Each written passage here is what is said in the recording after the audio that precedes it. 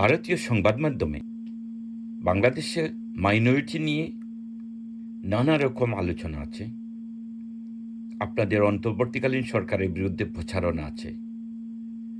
এ বিষয়ে আপনার প্রতিক্রিয়া কি? এই প্রপাগান্ডা সত্য নয়।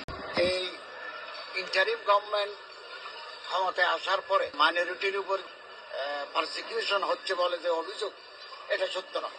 হিন্দু কমিউনিটি দুর্গাপূজার জন্য আমাদের গভর্নমেন্ট 4 কোটি টাকা দিয়েছে। আগে দিতে 2 কোটি। সনাতন ধর্মের লোকেরা দুর্গাপূজা পালন করেছে, কোনো ইনসিডেন্টের খবর পাওয়া যায় না। ভয়েস অফ আমেরিকার একটা জরিপে দেখা গেছে আগের তুলনায় এখানে সংখ্যালঘু জনগোষ্ঠী শান্তিতে স্বস্তিতে আছেন। একজন লেখক ও গবেষক, মাদ্রাসা, কলেজ ও বিশ্ববিদ্যালয়ে পড়াশোনা করেছেন। আপনার শিক্ষা জীবন সম্পর্কে যদি কিছু বলেন। আমি 2 বছর পটিয়াল জামিয়াতুল ইসলামিয়ায় পড়েছি। এরপরে ফাজল কামিল করে আমি চট্টগ্রাম বিশ্ববিদ্যালয়ে চলে আসি। ওখানে আমি ইসলামের ইতিহাস ও সংস্কৃতি বিভাগ থেকে আমি পাশ করেছি বিএ অনার্স এবং এমএ 1983, অনার্স 1982। এরপর নবী করিম ইসলামের খুতবাত এবং তার সামাজিক সাংস্কৃতিক সমীক্ষা ইংরেজি ভাষায় সারমনস অফ প্রফেট মুহাম্মদের সোশিও কালচারাল স্টাডি চট্টগ্রাম বিশ্ববিদ্যালয়ের স্কলারশিপ নিয়ে আমি পিএইচডি সম্পন্ন করেছি। এমফিল কোর্সে একটা আইন আছে, 60% মার্ক যারা পায় তারা ইচ্ছে করলে পিএইচডি প্রোগ্রামে কনভার্ট হতে পারে। আমি যেহেতু 60 আপ মার্ক পেয়েছি, তো আমাকে পিএইচডি কোর্সে দিয়েছে। চট্টগ্রাম, ঢাকা, লখনৌ, ভারতের 3 ইউনিভার্সিটির স্কলাররা এটা পরীক্ষণ করে বিশ্ববিদ্যালয় সিন্ডিকেট আমার পিএইচডি ডিগ্রি দেয়।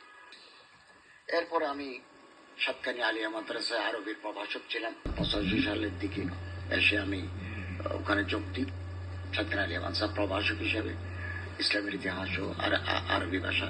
1992 ইংরেজিতে কলেজে চলে আসি ইসলামের ইতিহাসের লেকচারার হিসেবে। একটানা 26 বছর আমি ওখানে অধ্যাপনা করেছি, বিভাগীয় প্রধান ছিলাম, কলেজ গভর্নিং বডির মেম্বারও ছিলাম। এই 19 সালে অবসর নিয়েছি। এরপরে আমি আন্তর্জাতিক ইসলামী বিশ্ববিদ্যালয়ে অতিথি অধ্যাপক হিসেবে কাজ করেছি। কলেজে থাকতেই 2 দিন করে আমি পটিয়া মাদ্রাসায় অনুবাদ ও গবেষণা বিভাগ, ওখানে 5 বছর আমি খণ্ডকালীন শিক্ষকতা করেছি। আমি যখন পটিয়া মাদ্রাসায় পড়তাম তখন পটিয়া থেকে আত্মহিত, যেটার আমি 15-16 বছর সম্পাদক ছিলাম। গত বছর পর্যন্ত এই দায়িত্ব আমি পালন করেছি।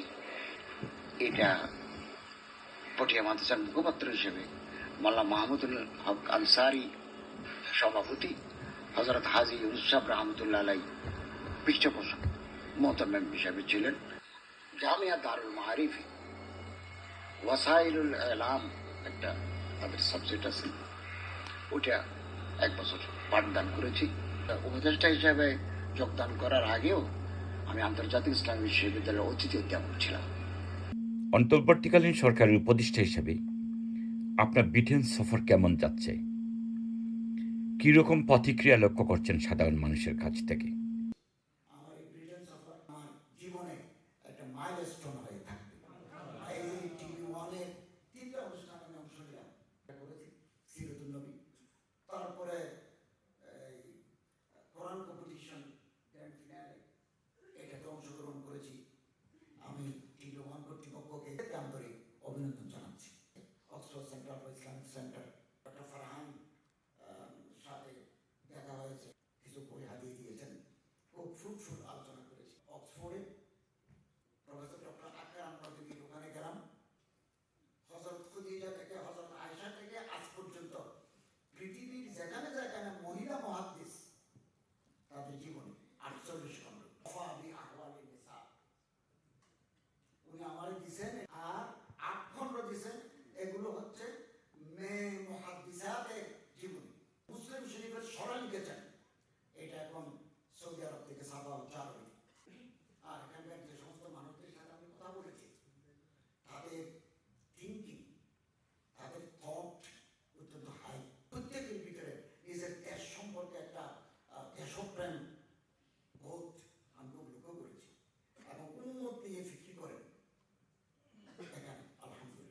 আশ ফাউন্ডেশনের এই অনুষ্ঠানে এসে আপনার কেমন লাগছে?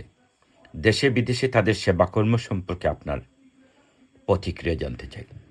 সাম্প্রতিককালে যে আইনজীবী সাইফুল ইসলাম আলিফ শহীদ হলেন, ওনাদেরকে ওনার পরিবারকে অসহায় পরিবারকে 1 কোটি দেওয়ার যে প্রতিশ্রুতি দিয়েছেন সেটার কার্যক্রমও অলরেডি শুরু হয়ে গেছে, ফান্ড রাইজিং এর কাজ চলছে। আজকের এই অনুষ্ঠান এক্সিলেন্ট, এমেজিং, রিমার্কেবল ওয়ান। আমি নিজেও বহুদিন যাবত এই প্রতিষ্ঠানের সাথে যুক্ত আছি। এখন ইউনাইটেড কিংডমে আর্ট ফাউন্ডেশন নিবন্ধিত হয়েছে। এটা একটা নতুন যুগের সূচনা করবে। এখানে হাজার হাজার মানুষ উপকৃত হয়েছে। দুর্গত মানুষের